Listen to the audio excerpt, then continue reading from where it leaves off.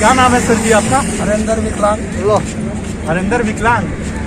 तो आप तो ऐसे छा गए हैं यूट्यूब पे, सोशल मीडिया पे कि पानी की तरह आपकी वीडियो तैर रही है, जैसे नदी में पानी तैरता है तो वीडियो तैर रही है।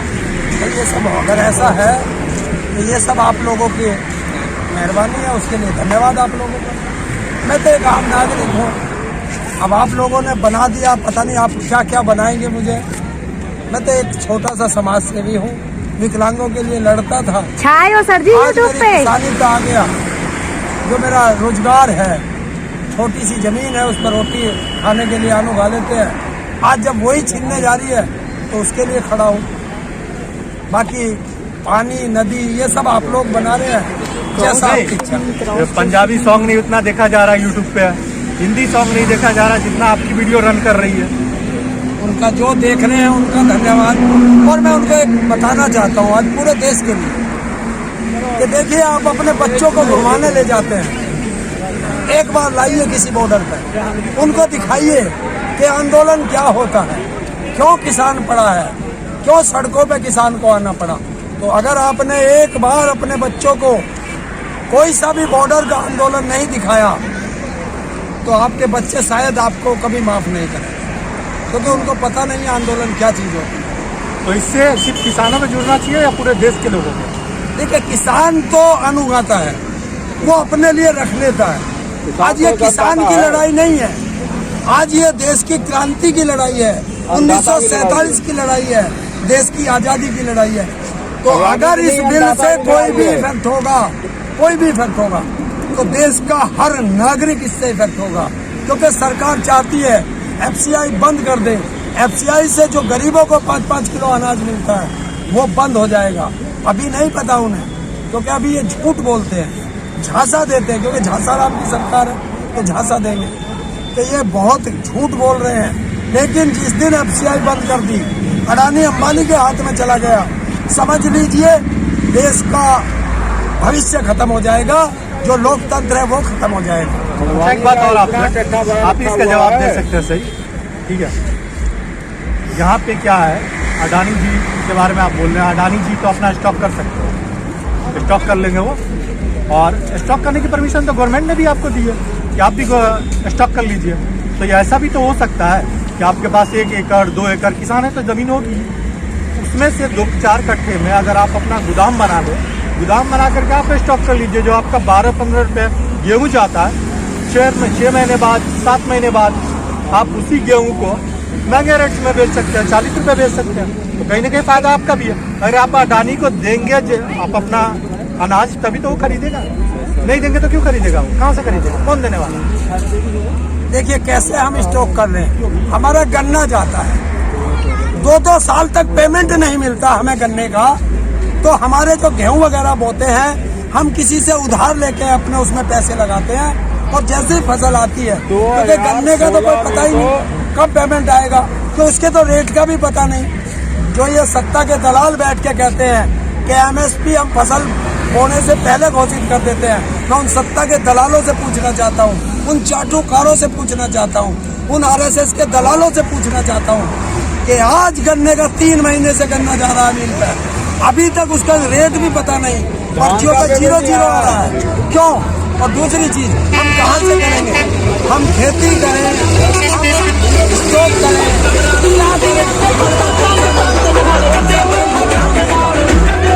जोर देने की जरूरत ही नहीं ना। गवर्नमेंट जहाँ पे अडानी ये काम कर रहा है, छोटे स्तर पर आप भी वही काम कर सकते हैं। जो बड़े स्तर पर कर रहा है स्टॉक का काम, आप छोटे स्तर पर कर लीजिए। जो हम छोटे स्तर पर भी तो गोदाम बनाना है, उसमें सारी सुविधाएं करनी पड़ेंगी, उसमें सुरसुड़ी ना लग जाए, उसमें चूहे ना लग जाए, उसमें बीजन ना लग जाए, तो वो सारी सुविधाएं के लिए पैसे की आवश्यकता पड़ेगी। एक बात और, मिनिमम रेट यहाँ पे गवर्नमेंट ने एक और चीज क्लियर कर दिया कि ब्रांडेड जो चीज़ होती है, ब्रांडेड पैकेट, उस पर कंपनी खुद अपना मिनिमम रिटेल प्राइस रखती है। यहाँ पे क्या है, आप भी अपना ब्रांडेड टैग लगा दीजिए, मिनिमम रिटेल प्राइस खुद रख दीजिए आप अपना। जब स्टॉक बनाइएगा तो ये भी रख सकते हैं आप, अपनी मर्जी से बेचिए, जो कीमत होगा उस कीमत पर। देखिए, हम अन्न उगाते हैं, ये अन्न हम अपने लिए नहीं, हर इंसान अपने लिए तो उगाता है, लेकिन हम पूरे देश की देखते हैं, कहीं पूरा देश भूखा ना मर जाए। हमें सबको देखना है। क्योंकि सुबह उठते के साथ जब आँख खुलती है ना तो सबसे पहले रोटी दिखाई देती है। अगर रोटी नहीं खाओगे तो आप काम पे नहीं जाओगे, आपके पेट में भोजन नहीं होगा। आप किसी भी तरह खाते हो, आप डबल रोटी खाते होगे वो भी गेहूं से बनती है, आप पिज्जा खाते हो वो भी गेहूं से बनते हैं, आप बिस्किट खाते हैं वो भी गेहूं से बनता है। तो ये सारी चीजें हमारे किसान के उससे बनती है। तो हमें सबको देखना है, गरीब को भी। ये सरकार की नीति जो गलत है, ये गलत है। हम कह रहे हैं अडानी अंबानी सारा स्टॉक करो ना, हमने कोई मना नहीं किया, खूब करो, लेकिन हमें उसका दाम तो मिले। हम वही तो कह रहे, हम कम से कम दाम मांग रहे हैं। हर चीज पे MRP आती है और किसान MSP मिनिमम सपोर्ट प्राइस मांगता है। और हर आदमी जो जूती भी काटता है ना, वो भी पहले बता देता 10 रुपए लूंगा इसके काटने के, नहीं काटता। और हम किसान, हमें यही पता नहीं हमारी फसल का रेट क्या है। तो कितना दुर्भाग्य, देश को 73 साल हो गए आजाद हुए, आज तक किसान को पता ही नहीं है उसकी फसल किस रेट में बिकेगी, कितने में बिकेगी। अगर किसान आत्मनिर्भर बन जाए, जैसे गवर्नमेंट से अगर किसान आत्मनिर्भर बन जाए, खुद उगाता है, खुद स्टॉक करने लगे और खुद बेचने लगे, तो यहाँ पे अडानी की जरूरत है ना गवर्नमेंट की जरूरत है, किसी की जरूरत नहीं है। और एक अच्छी कीमत मिल सकती है, बिल्कुल मिलेगी, लेकिन उसके लिए बहुत संसाधन जुटाने पड़ेंगे। अरे अभी हम ट्रैक्टर खरीदते, आपको एक चीज बताता हूँ, देखिए किसान अन्नदाता अगर ट्रैक्टर खरीदता है उस पर 18% GST लगती है और उस पर जो 13-14% का लोन मिलता है। और एक कार खरीदता है शहर में रहने वाला, कार पे 6-7% पे लोन देने को बैंक तैयार है। उसको कुछ नहीं देखेगा, उसकी सैलरी देखेगा और लोन दे देगा। और हमारी अगर एक ट्रैक्टर लेने जाएंगे तो जितनी जमीन है सारी गिरवी रखी जाएगी, तब उसमें जाके हमें चक्कर कटाएंगे।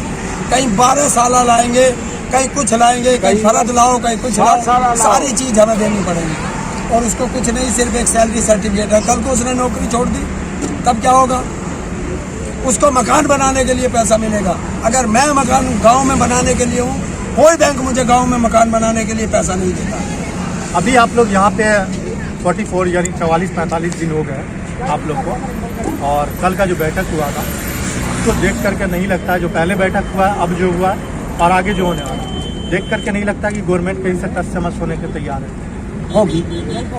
हम ही क्या टस से मस हो रहे, हम भी तो लौट रहे, बिल्कुल आए हैं।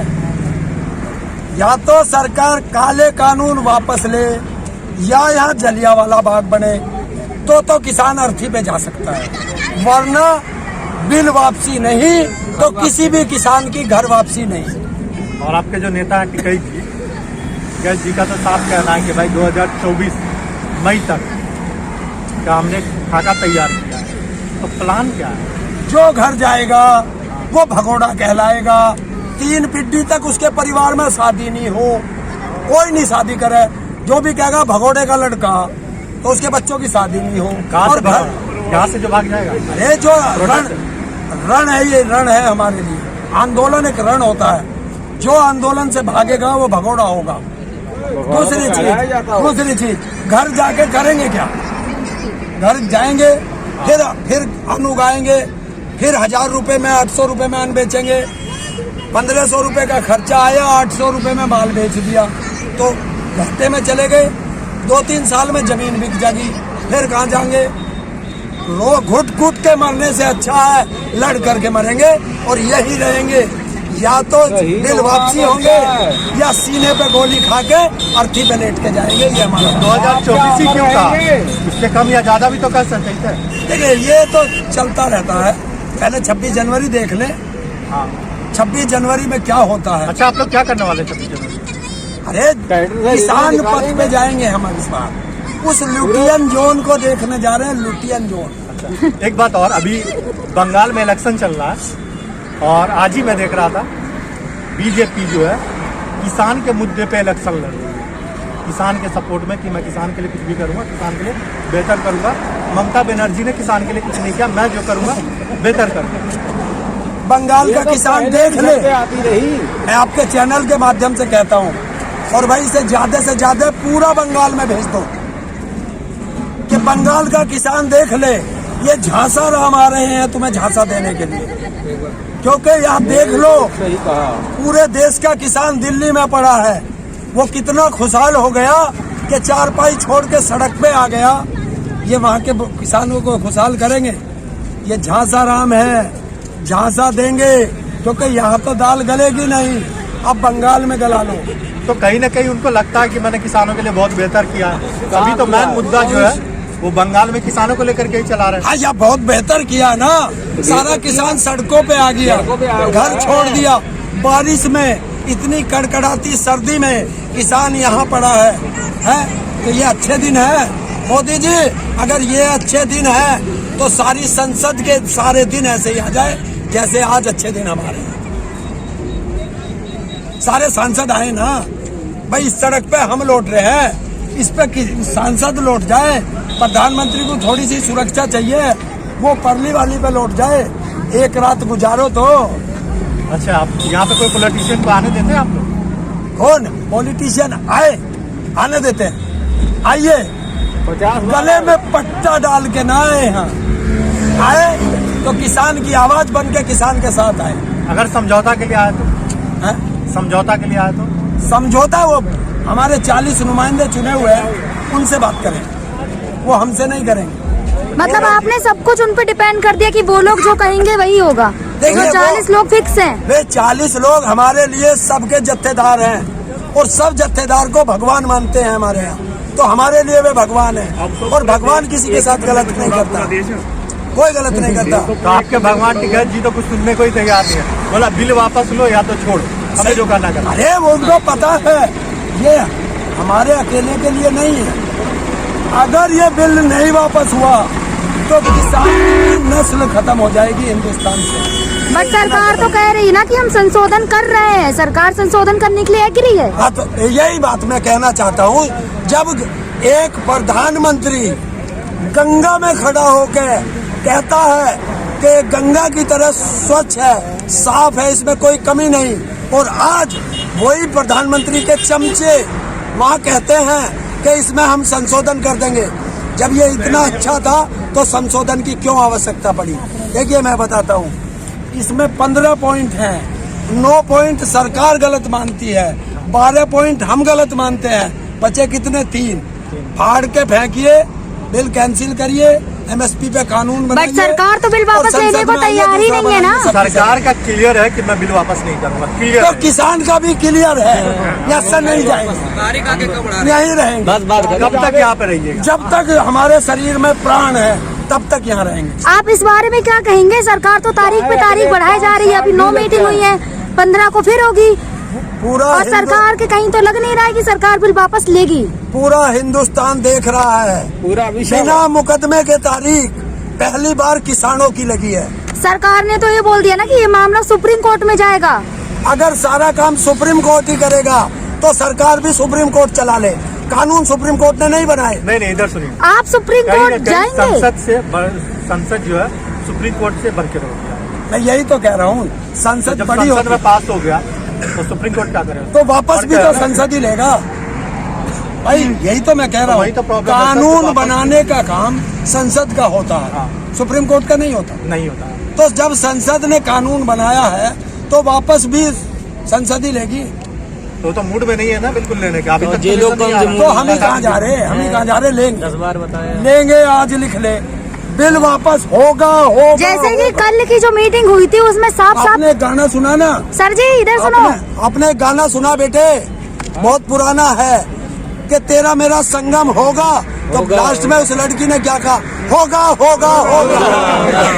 तो वही इस बिल में होगा, ये बिल वापस होगा होगा होगा।